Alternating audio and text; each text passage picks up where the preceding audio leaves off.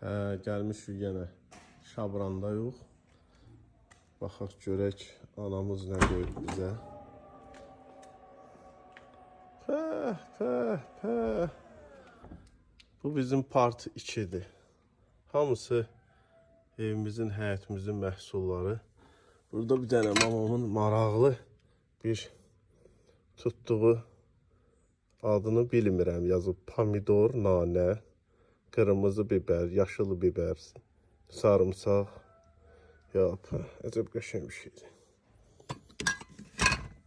Bu nədir? Bunu Türklərdən götürüb menemen.